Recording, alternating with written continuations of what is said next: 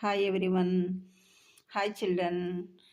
నేను ఈ ఛానల్లో మీకు ఆసక్తికరమైన కొన్ని కథలు అయితేమి, కొన్ని విజ్ఞానపరమైన విషయాలు అయితేమి, కార్టూన్ బొమ్మల ద్వారా అయితేమి, జీకే బిట్స్ అయితేమి, ఈ విధంగా అనేది మీకు చెప్తుంటుంటాను. ఈ పిక్చర్లో చూసినట్లయితే మీరు ఇక్కడ ఒక అమ్మమ్మను, ఒక మనవడు అనేది ఉన్నారు. ఈ మనవడు ఏం చేస్తున్నాడు, సింక్లో హ్యాండ్ వాష్ చేసుకొని ఆ హ్యాండ్ వాష్ చేసుకున్న వాటర్ అంతా కూడా చెట్లకి ఈ విధంగా అనేది మలపటం అనేది చేశాడనమాట.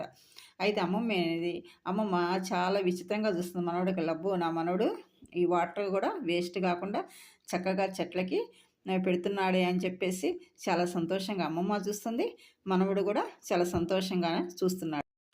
ఇక్కడ హ్యాండ్ వాష్ చేసుకున్న వాటరే కాకుండా రైన్ వాటర్ పైన రూపు పెంకు నీళ్ళు చూశారు కదా, ఆ పెంకు నుంచి పడే ఈ రైన్ వాటర్ వర్షపు నీరు కూడా ఒక ట్యాంకులో పట్టేసి ఆ ట్యాంకు నుంచి పైపు పెట్టి ఈ విధంగా అమ్మమ్మ బాటిల్లో పట్టుకోవటం, నెక్స్ట్ ఈ యొక్క గార్డెన్గా పెట్టుకోవటం, ఈ విధంగా అనేది చేస్తూ ఉన్నాడు మనవడు పేరు సూరజ్ అని మనం పేరు పిలుద్దాము.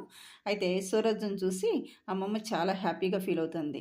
చక్కగా ఈ విధంగా గార్డెన్కి వాటర్ పెట్టడం వల్ల కరెంటు ఛార్జ్ అనేది బిల్ అనేది మనకు తక్కువ అవుతుంది, చాలా ఆహ్లాదకరంగా ఉంటుంది పిల్లలకి.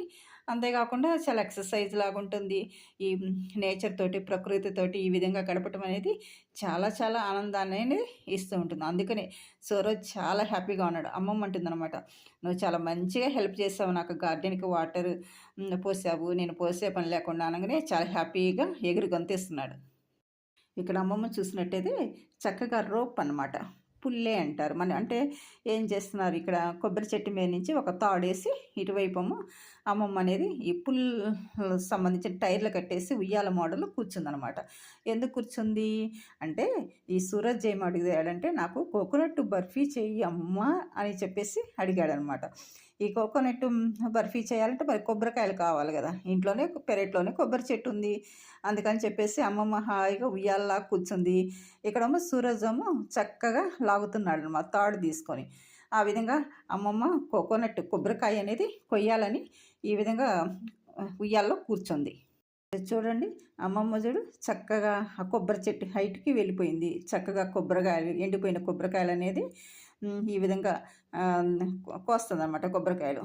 సూరజము కింద ఉండి ఆ యొక్క ఈ పుల్లే తాడు దగ్గర చీర లాంటిది కట్టడం వల్ల ఎండిపోయిన కొబ్బరికాయలన్నీ కూడా దాంట్లో వేస్తూ ఉన్నాడనమాట. ఇద్దరు చాలా మంచి పనే చేస్తున్నారు. ఇక్కడ చూసినట్లయితే అమ్మమ్మ చక్కగా ఎండిపోయిన కొబ్బరికాయకి పీచు తీస్తుంది.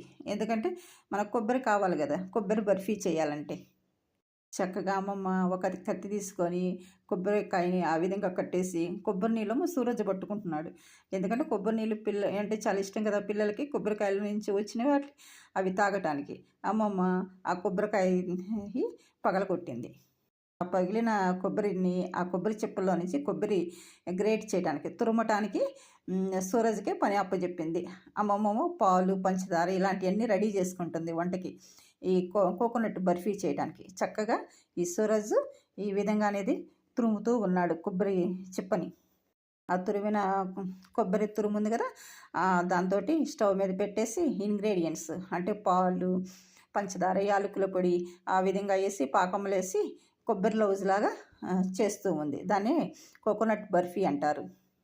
ఇక్కడ ఈ కోకోనట్ బర్ఫీని ఒక ట్రేలో వేస్తుందన్నమాట. చల్లారిన తర్వాత కేక్ లాగా కట్ చేసుకొని తినటానికి. ఇక్కడ సూరజ్ చాలా ఆసక్తిగా చూస్తున్నాడు, ఎప్పుడు వేడి చల్లారిద్దా, ఎప్పుడు తిందామా అని. చల్లారిన తర్వాత ఈ కొబ్బరి బర్ఫీని పీసెస్ లాగా చేసి చక్కగా ఒక గాజు జార్లో పెడుతున్నాడు సూరజ్. కొన్నేమో ప్లేట్లో పెట్టుకున్నాడు తినటానికి. ఇక్కడ అమ్మమ్మతో అంటున్నాడు సూరజ్ హ్యాపీగా, యమ్మీ యమ్మీగా ఉంది గ్రాండ్ మా, నువ్వు చక్కగా చేసావు అని చెప్పేసి చాలా హ్యాపీగా ఫీల్ అవుతున్నాడు. ఇక్కడ మనం ఈ కథలో చూసినట్లయితే ఏమేమి ఉపయోగించాము, ఏమేమి మ్యాషన్స్ మనం ఉపయోగించాము అనేది కూడా మనం తెలుసుకోవచ్చు అనమాట. ఫస్ట్ ఇంక్లైన్డ్ ప్లేన్ అనమాట, అంటే మనకు రోప్ లాగా ఉన్నట్లయితే అక్కడి నుంచి మనం ఎక్కడం కష్టం కాబట్టి 2 చక్రాల చైర్ లాగా ఉంటే చక్కగా స్లోప్ మీద నుంచి వెళ్ళొచ్చు. తర్వాత లేవర్ అంటే ఏంటంటే ఒకళ్ళు ఒకవైపు కూర్చుంటే ఒకళ్ళు పైకి లేస్తారు. అదే కదా! అట్లా ఉండటం వల్లే అమ్మమ్మ ఇందాక కొబ్బరి చెట్టులో నుంచి కొబ్బరికాయ కోసింది. నెక్స్ట్ వీల్ అండ్ యాక్సిల్ అనమాట. ఈ విధంగా వీల్ అండ్ యాక్సిల్ ఉండటం వల్లే మన కార్లు గానీ, బైకులు గానీ అన్నీ గానీ నడుస్తూ ఉన్నాయి. ఎంత వెయిట్ అయినా మనం ఎక్కడికైనా ట్రావెల్ చేయగలుగుతున్నాము. నెక్స్ట్ వచ్చేసి వెడ్జి అంటే చీలిక చేయటానికి ఒక గొడ్డలనేది కూడా ఉపయోగించాలి. అంటే ఇందాక కొబ్బరి బోండాని కొట్టడానికి, పీచు తీయటానికి కూడా ఉపయోగించాము. నెక్స్ట్ పుల్లె అంటే ఏంటిది? ఇది ఈ విధంగా లాగటం వల్లే మనం ఒకళ్ళు పైకి వెళ్ళి ఆ కొబ్బరి బొండాలని కొయ్యటం అనేది జరిగింది. స్క్రూ అనమాట. అంటే నట్ అనేది బిగించటానికి ఎక్కడైనా మనం ఈ స్క్రూస్ అనేది ఉపయోగిస్తూ ఉంటాము. చూసారా పిల్లలు? ఈ విధంగా అనేది ఇంట్లో మనకి చేతనైనంత వరకు మన పేరెంట్స్‌కి గానీ, అమ్మమ్మోళ్ళకి గానీ, నాయనమ్మోళ్ళకి గానీ ఏదోటి హెల్ప్ చేస్తూ ఉండాలి. అస్తమానం ఫోన్‌లు పెట్టి చూసుకోకుండా కొన్ని కొన్ని నేర్చుకొని, కొన్ని ఎప్పుడన్నా ఫోను మీకు సంబంధించినయన్నీ చూసుకోవటం. నెక్స్ట్ అనేది ఇంట్లో పని చేయటం, ఉల్లాసంగా ఉండటం, యాక్టివ్‌గా ఉండటం.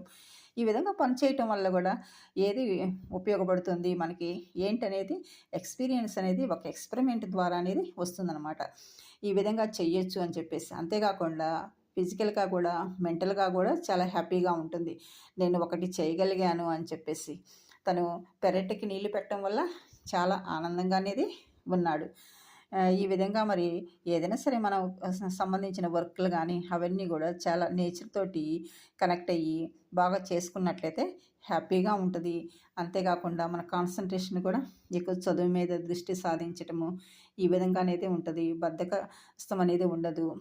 చాలా అనేది హ్యాపీ మూడ్‌లో ఉంటారు. చురుగ్గా ఉంటారు. చక్కగా తినడము, వర్క్ చేయటం అనేది పిల్లలందరూ గూడా ఉంటే చాలా చాలా హ్యాపీగా అనేది ఉంటుందన్నమాట. Thank you watching my video.